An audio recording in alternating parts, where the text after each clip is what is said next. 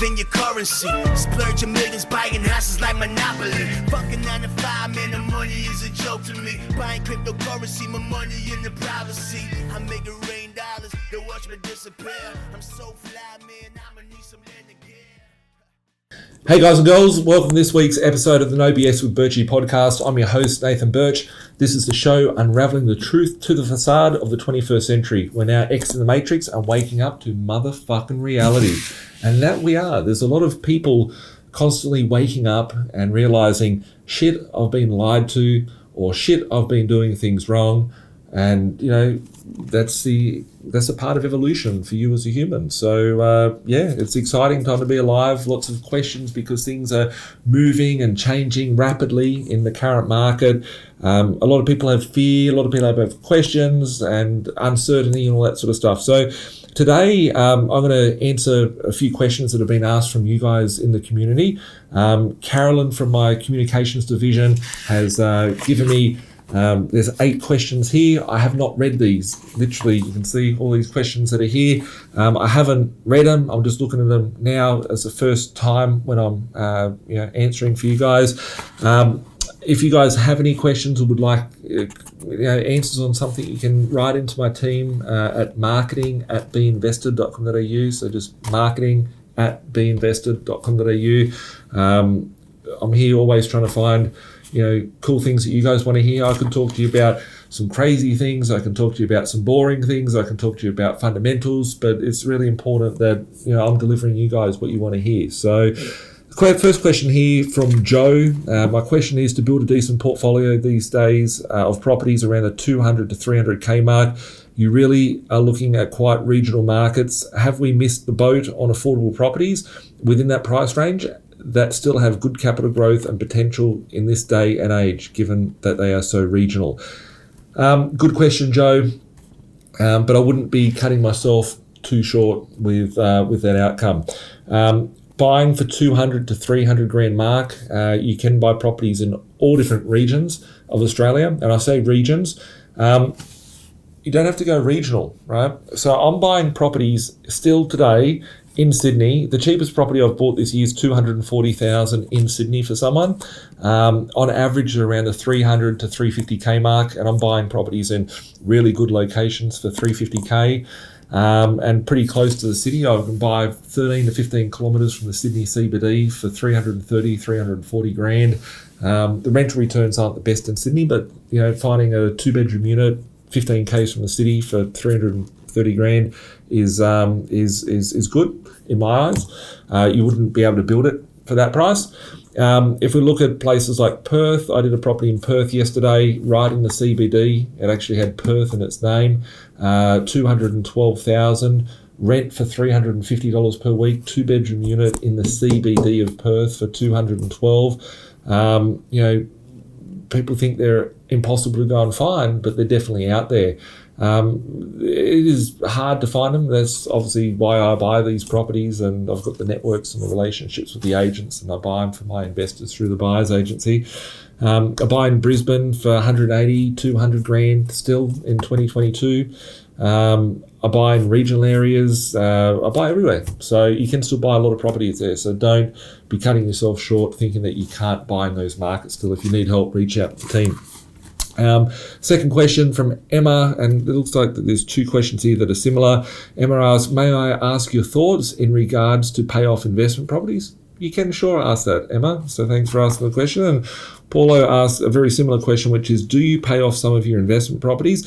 Let's say you have enough cash to pay it off, although it's offsetting 100%, so you don't pay interest at all, which means the property is cash flow positive. What would be the advantage and disadvantage of paying it off? It seems that some investors want to pay them off as quick as possible, so they have passive income. Some don't want to pay them at all or never. Very good questions, right?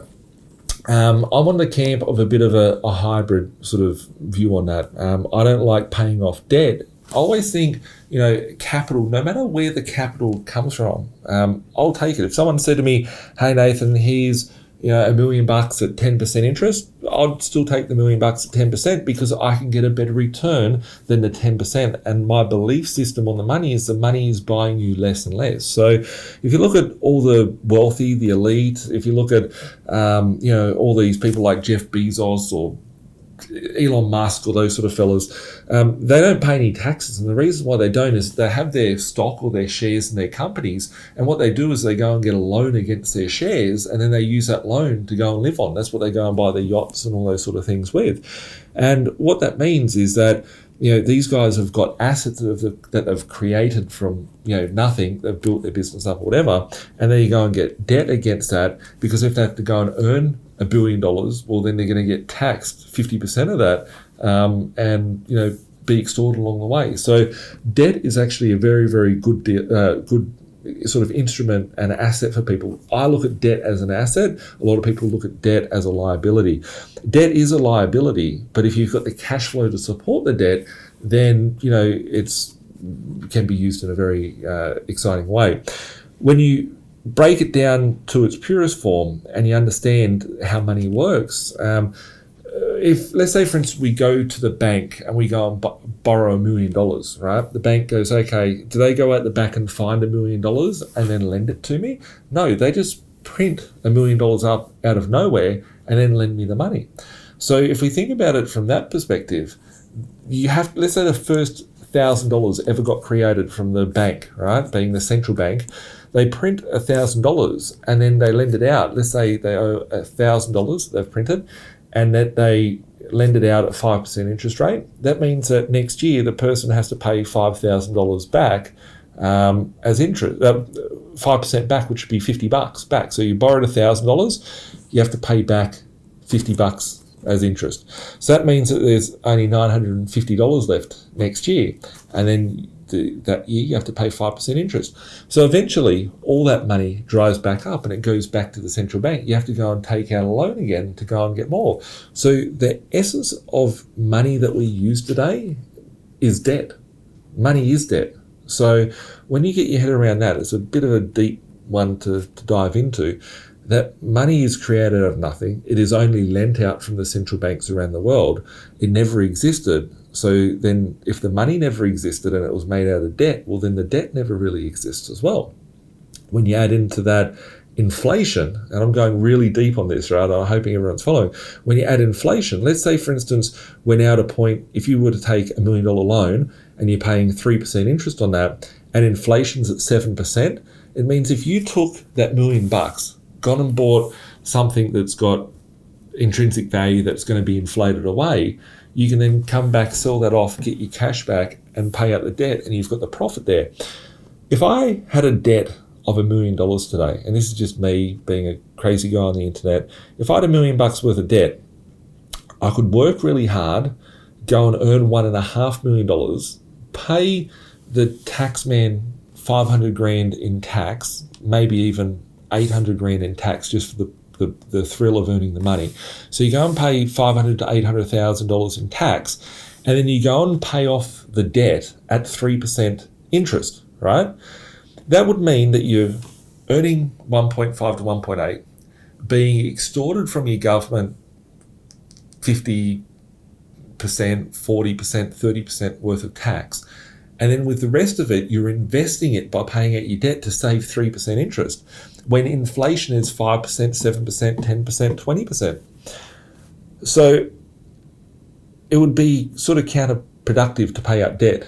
And that's sort of what I've been talking about a lot over the last few years. Imagine if you had the option of paying out the debt or to take on more debt and everything gets inflated away. That's where the parameters start to blur.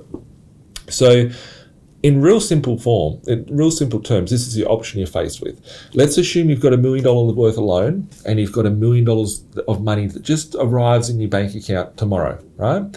Most people would sit there and go, okay, I'm going to take the $1 million and I'm going to go and pay $1 million off the loan and have no debt. I'm going to live a happy life. Well, that's cool. It's comfort, right?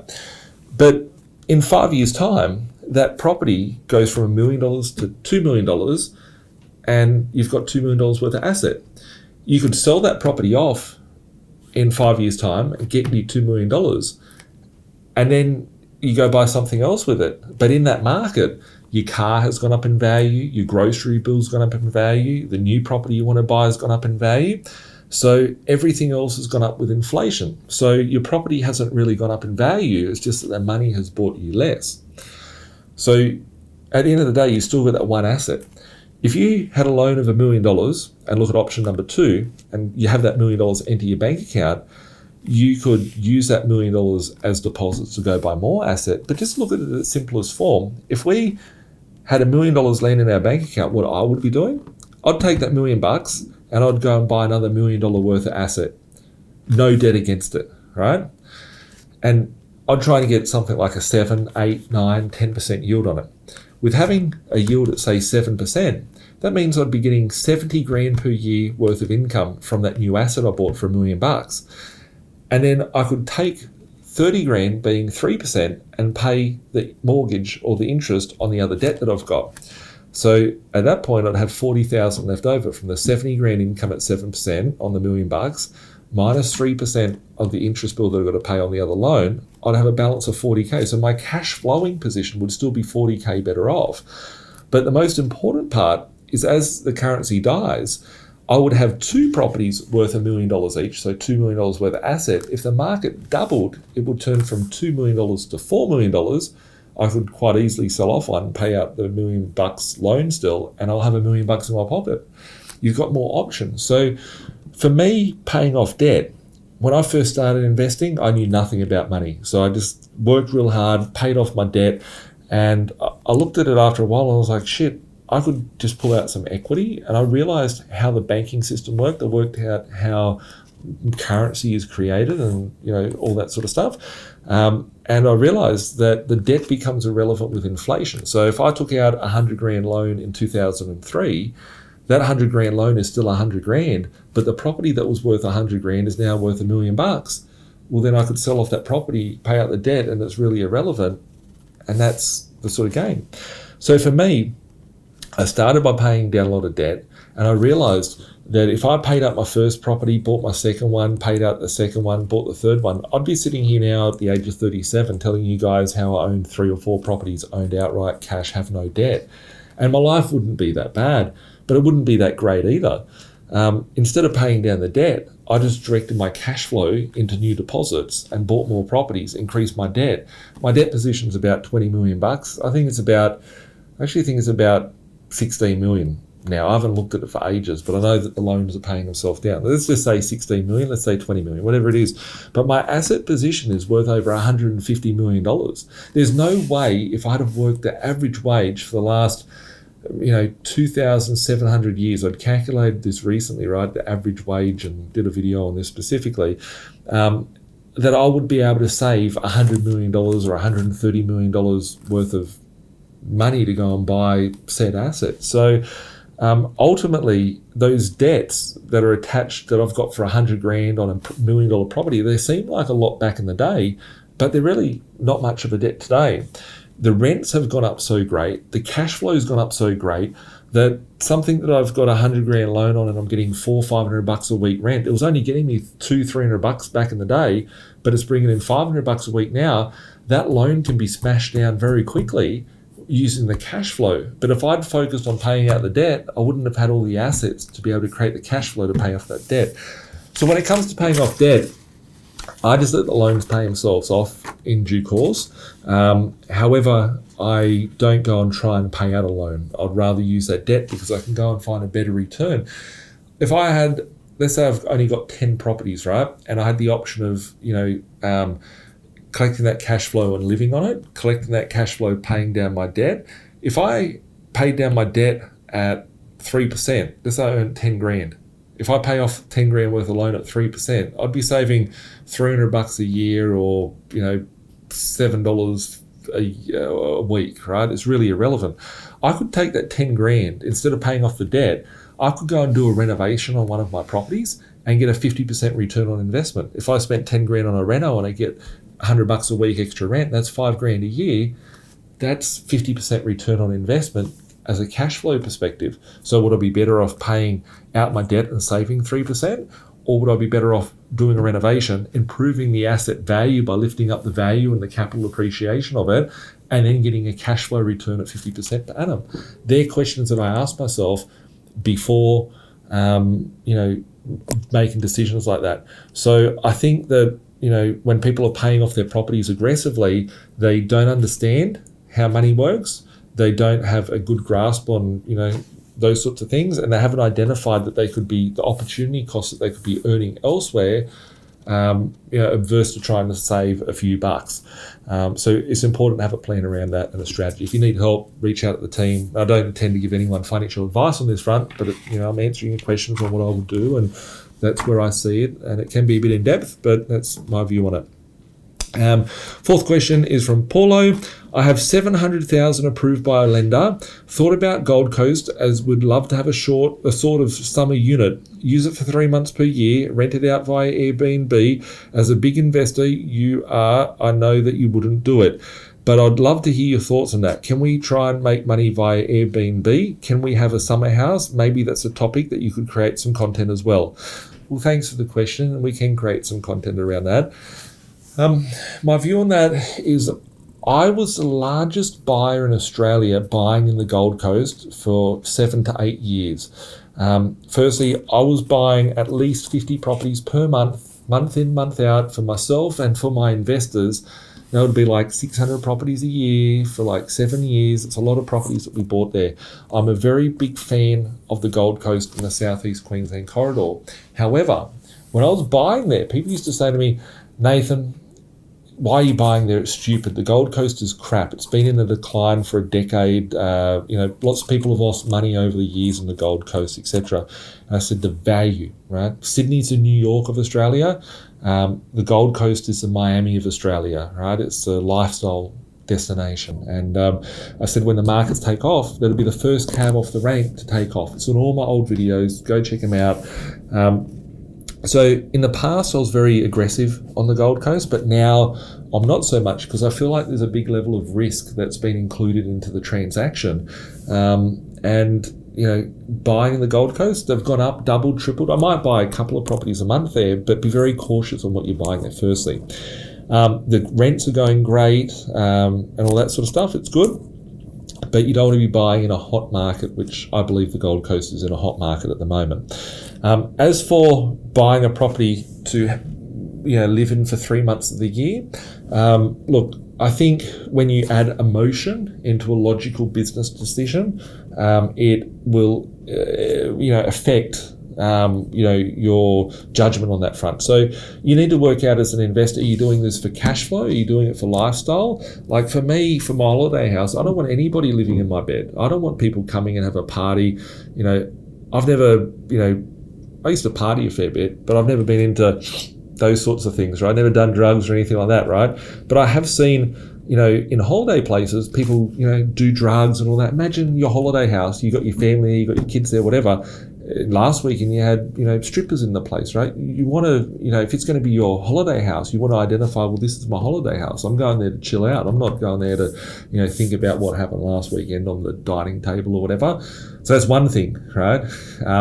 Blurring that line between an investment and, it's an emotional decision. It's not really that emotional and it's not that logical. Because if you're buying it and you were, could you do better? Could you get a better return on your investment by purely investing?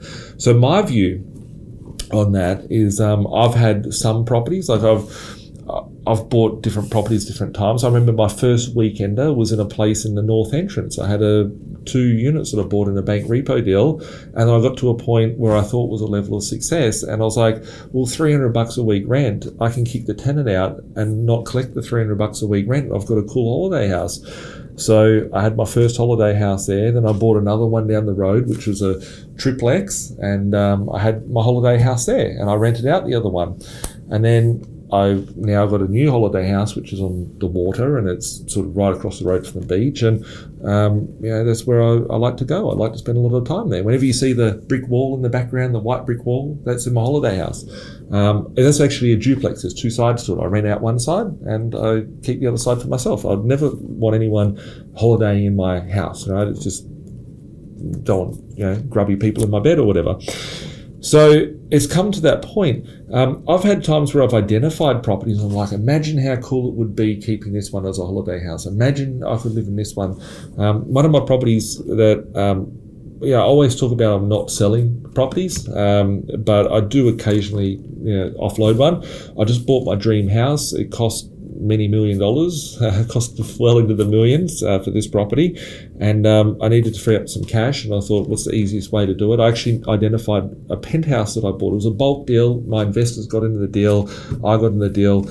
I've never been inside the property. I've certainly been to the outside of it. It's a rooftop penthouse with a rooftop balcony on it as well, and I bought it for like $350K brand new. It's a developer went divorced, and I just sold that property, and I'm using the profit from that. I'm getting like $1 million into it, in my pocket, after I sell it. I owe nothing on it really, and that property was a vehicle to get me into my dream house. So I think more of what I've looked at in my portfolio, I've never gone and said, I'm going to go buy that penthouse, I'm going to go in there, use it as my weekender, because it's better as a rental property and it's served its purpose. But if you've got enough assets, then you have the freedom of choice. So I see a lot of people making an investment decision based on an emotional decision, or emotional decision based around an investment decision. Certainly, when I bought my dream house recently, it's my dream house for the moment. It's a big house. It's about 1,500 square meters. I realized that it would cost, $2.5 million to build the house, but the land, I could chop it into two and get $4 million, $5 million just for the land component of it. I'm like, well, I'm just buying the land component, and this house is brand new. It's only 3 years old. Someone built it and they didn't want it. So looking at it, I'm always trying to see, if I have to exit the property, what way could I exit it? Like, is there a way that I could sell off a part of it? Is there a way that I could, create a bit of cash flow, whatever? But, if I want my house, I don't want a neighbor in my backyard. If I want my holiday house, no one's sleeping in my bed. So, when looking at it, I've had to delay that gratification. I've had to push forward 5 years, 10 years, 20 years into my journey to be able to get these milestones. But I think they come naturally as a part of doing the right foundations in that, in that business of buying the property. So my first principal place of residence, I sold my first property I ever bought just for a point, to say I'm not emotionally attached to it. And I do regret selling the property because it's gone up a lot since then, but it served its purpose. And I said, I'm going to use my first investment property to buy my first principal place of residence. I still have my first principal place of residence still, but it's a rental property now. But that property served its purpose on the journey. So if you have to sacrifice something, sacrifice something. If you have to, you want to have as many assets as you can. When I make a decision on buying a property, I'm thinking about the end goal, and I'm trying to work my way backwards. I'm thinking, okay, what does the bank require from me? What do I need to do to get close to that goal? Do I need more cash flow coming through? Do I need more equity coming through? And I would make my decisions based on the cash flow that's being created and the equity and capital being created, and making those decisions, not trying to add in, well, I could make this my Airbnb and I could do this, because it's still not your perfect. Like, if you're going to go on holidays, you want a holiday destination, go rent somewhere, go and be the Airbnb guy and go and enjoy something that's really exciting, and have investment properties that are going to support that lifestyle. I remember when I bought my first principal place, and I'll go back to that before I end this question. I bought the property for $1.19 million. It was $1.2 million. Interest rates were 7%, so it was negative 70 grand a year on $1 million loan. And I remember thinking to myself, I can afford to pay $1,400 a week on a mortgage, but if something ever went wrong, what would be my backup plan? And I'd bought this property already, so there's no getting out of it. It was like a really good buy. It was worth $2 million. Bought it for 1.2. It was like 10 years ago. And at that point, I thought, well, if I got into shit, I'd be able to rent this thing for $600 a week. I'd still be negative $800 per week. And it was at that point, I went and sent emails to my property managers, and I said, I want this property's rent increased by $30, this one increased by $20, this one by $10, this one by $40. And I pushed up about 30 rents, on average about $20 per week. So technically 30 times 20 would be 600, but I remember at the time it was $700, some were a bit higher, some were a bit lower. $700 a week I push my rental income up by. So I used my rental properties to bring me an extra $700 per week, and then I used that $700 a week to support my mortgage on my principal place of residence. And I was like, shit, well, worst case scenario is that I just rent it out and it's costing me nothing out of pocket. My cash flow position stays the same. So for me, I hope that gives some clarity around what I would be doing, but I'd be building the assets up and then letting the assets pay for my lifestyle expenses. I hope that answers. Rob asks, what are your thoughts on 3D built houses and whether it will be, one, disruptive in the Australian context in time, two, make inflated building material costs irrelevant? It's a good question. I'm sure that the market will increase over the years. I think that there's still a lot of things that haven't been ironed out on this, such as the strength, the integrity, the overall, the durability, how it'll be in 10 years, 20 years time. If a car goes through it, what's the protection for the occupant of the home, all those things. Like I see a lot of R&D around these things, and I think it's exciting. I see the videos on YouTube or Crafty Panda or whatever it is on Facebook. You go on Facebook and you see these random videos that pop up, and it's very relaxing watching the little arm go around and come out like cake icing, and it looks nice. But will that disrupt? Imagine having to set up a printer in someone's yard, And imagine the rain coming. Imagine it just afternoon, 5 o'clock shower comes and washes, all the cement down, right? There's lots of things I think haven't been ironed out. But in context, I think it's really cool. It looks fun. It looks like icing on the cake when it goes around. It looks really cool. But I think there's a lot more to it. And I think ultimately, the cost of the materials will still be there, being, the concrete mix and all that sort of stuff. So it will be interesting to see how it plays out over the next 10 years, 20 years and all that. But I don't think it's something that's going to disrupt the market as of today. So just my view on that. Patrick said, hi Nathan, how is the stock market and crypto markets is down? Will money flow into metals and gold and silver? That's a good question. So if we look at all markets, just for those that may not be seeing everything that Pat's talking about here, Patrick's asked, the stock market's down, the crypto market's down, surely gold and silver will be a safe hedge. I feel like what has happened here in the last couple of years, they've just printed lots of money. It's very cheap to go and get a loan. It's very cheap for money to be created. So everyone's got an abundance of this money. They've now turned the printer off and they've changed the course of monetary policy to, take us to a tightening policy where it was a quantitative easing before. Now it's quantitative tightening. So they're taking money out of the market. So now we've got a position where liquid markets such as shares and crypto and stuff, they're falling quite rapidly. You're not seeing that sort of fall in property because it's a lengthier process. There's lots of processes in between of selling it and gatekeepers to make it happen. So you can't just push a button and the property's gone. Otherwise the prices of that would fall. But if you look at every market, there's a lot of people that are struggling out there, right? You've got builders that are struggling, you've got families that are struggling, you've got retailers that are struggling, you've got every business is faced now with high inflation that's been occurring. You've got every business, you've got all these other costs that are being involved, whether it be staffing issues, whether it be interest rates rising, whatever. So there's really a tightening of everybody's budget at the moment. Until they turn monetary policy back to an easing, you will know when you see the next boom because you will see monetary policy change course and direction. And what that really means is that there's a lot of people out there now that have hard decisions to be made. Do they buy the nappies for the children or do they buy the formula for the child? Do they spend money on keeping the electricity on or do they spend money on keeping the roof over their head and paying the mortgage? So there's a lot of issues that are out there at the moment, and stuff like crypto, stuff like shares, people are like, okay, I've got to sell, I've got to batten down the hatches, whatever. That's why we're starting to see the markets cave in.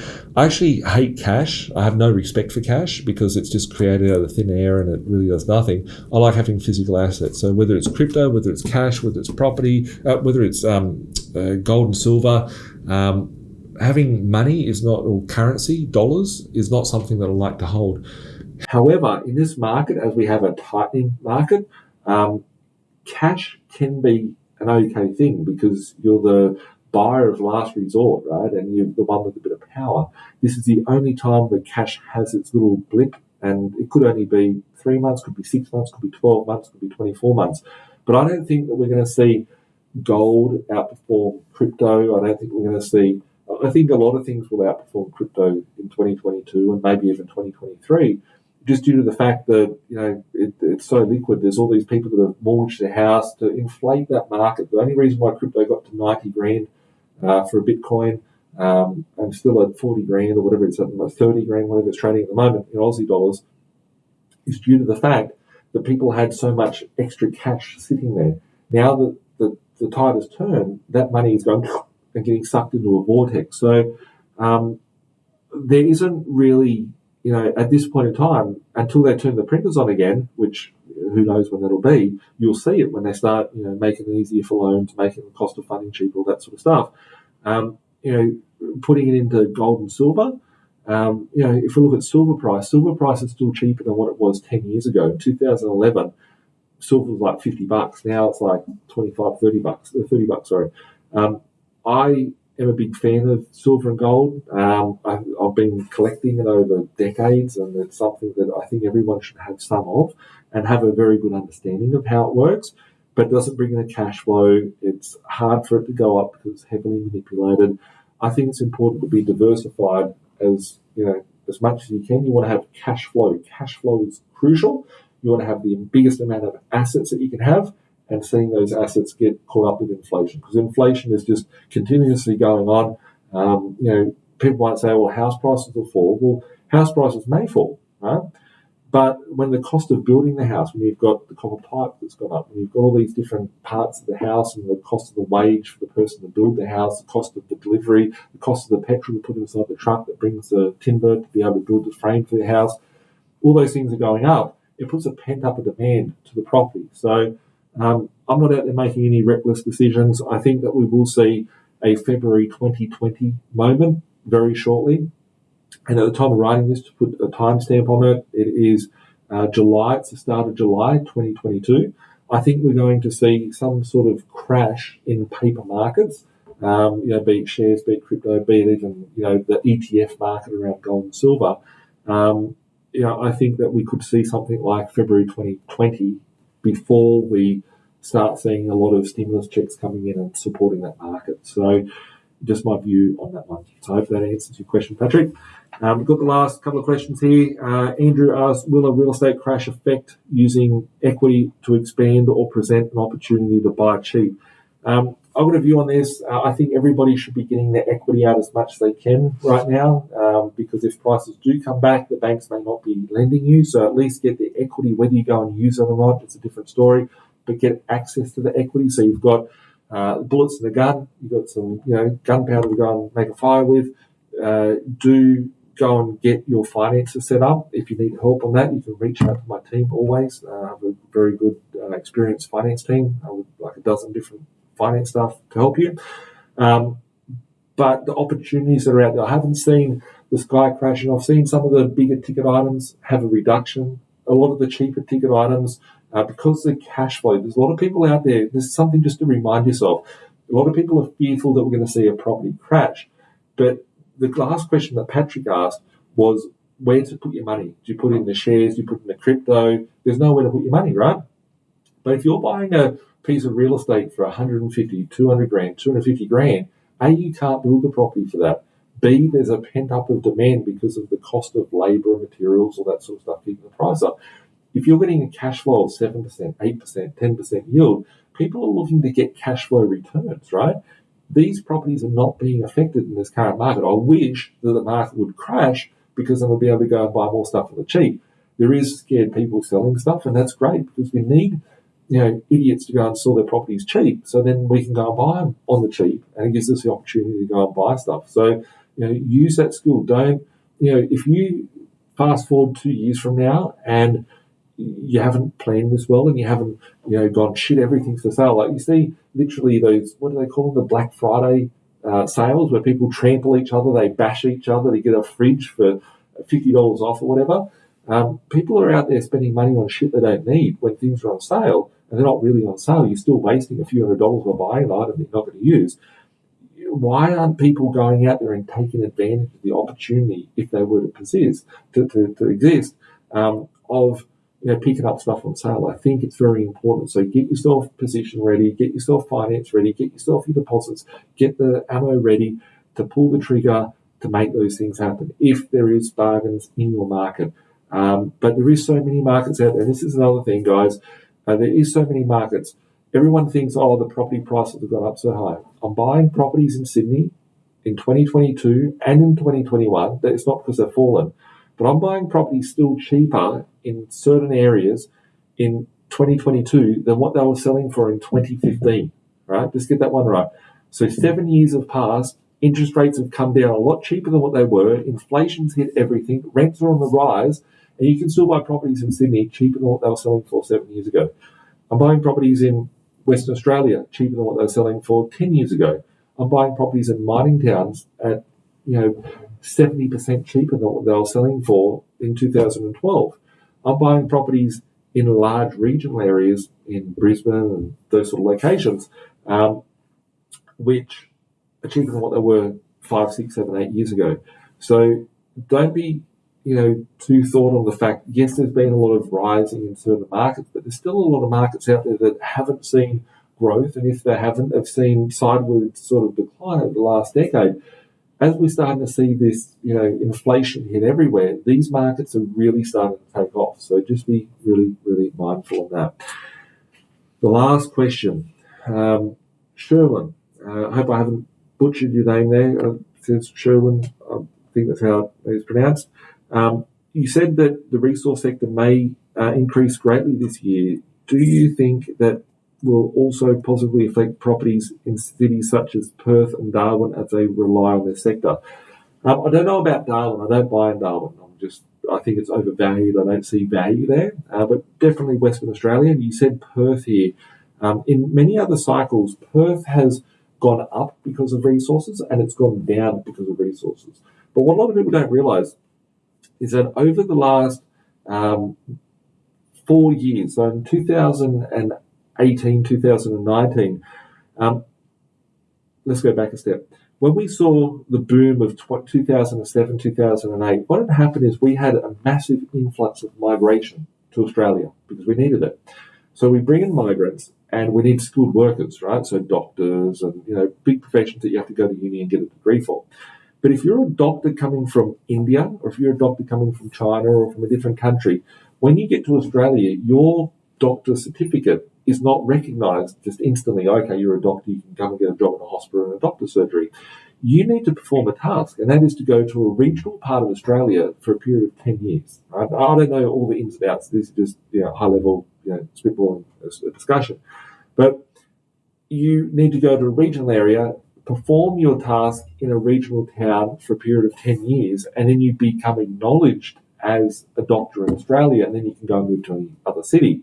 So what they did, going back in 2007, 2008, they made areas like Western Sydney and parts around Brisbane and that, regional cities, so you can go and become a doctor or whatever, and attract migrants. Those areas now are busting at the seams. So what happened in 2018, 2019, they changed the rules, and I talked about this, but I never told anyone about it until now. And I'll just talk about it because the markets were all gone crazy anyway, because it was sort of my research and whatnot that I put into identifying these markets. But the Gold Coast became a regional centre, so it attracted a lot of migration from overseas. And the same thing with Western Australia in Perth. Perth has seen a lot of campaigns around migration, and whether it's from Melbourne to Perth, whether it's from Sydney to Perth, whether it's from Queensland to Perth, there's all these ads. I've seen a fair few of them on YouTube and stuff like that, which is attracting people to move to Perth. So previous markets that have gone by have been heavily impacted due to mining. However, in this market, there's a lot of other factors and demands that are pushing up for people to move to Perth. So I do see a lot of value in specific markets out there. I won't go and share where the undervalued is and where it's not, because that's sort of my IP and that's what I deal with. That's what I spend all my time researching this stuff. But I have identified lots of markets. I was actually just on a map session before filming this today with one of my investors, and I was looking at the property we bought last year. And this property was $140,000. It was a 7, 8, 9 year property. Let's say it's 10 years old, right? 10-year-old property. Someone had paid $600,000 for this property. We bought it for $140,000. This thing today, I said, let's go and pull some equity out. It's renting for like $300 a week, and it's got depreciation and all that sort of stuff. And there's nothing selling for under 280, 300 grand. So this person's property has literally doubled in a year, right? And it's in a mining area. And it's not something I would have bought at 600 grand, but the value at 140 was so much value. It was stupid if you don't buy that property. So identifying those markets, which will see comebacks from different sort of levers being pulled, right? We've got agricultural issues out there. We've got mining issues. We've got commodity issues. We've got energy issues. We've got farming crisis. We've got all these different crises and convergences and prices of resource. Whether you look at coal, whether you look at energy, whether you look at fuel, like all these things have gone up so far. There's some of these sort of areas and towns are really booming at the moment, and a lot of people are benefiting from that and just finding those opportunities. So on that note, if you need help with building a portfolio, you need help financing your portfolio, whatever it is that you need help with, we're here to help. You can reach out to us, 1300 367 925. Email the team at admin@binvested.com.au. If you require me to help you locate and negotiate these deals during this market, I find nothing more exciting than being able to look at that fear and be able to like, wow, give me a bargain. This is why you need to give me the property cheap. Have you not seen the news? Have you not seen this? Have you not seen that? So when I'm negotiating, I'm looking at it and I'm trying to use everything I can from the media to get my desired result of a reduction. So if you need help on that, reach out to my team. I'm a buyer's agent. I run a buyer's agency, probably the largest buyer's agency in the country. I was one of the first buyer's agents out there. Been doing it for 15 years almost now. If you need help, would love to be a buyer's agent. Reach out to my team. Look forward to helping with you. And take care out there. It's an awesome time to be alive and lots of opportunities. Bye for now.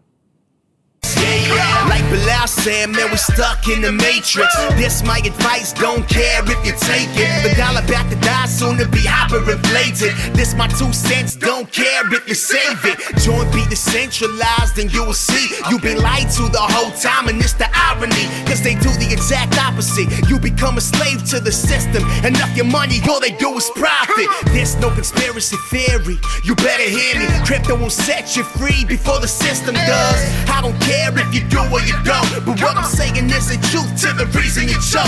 I never been a failure, excuse my behavior. Keep talking, haters doing me a favor. They all tell lies, I know what they been telling you. I'm the opposite, the Donald Trump of Australia. It's amazing, here for the taking. My time is never wasted, just getting wasted.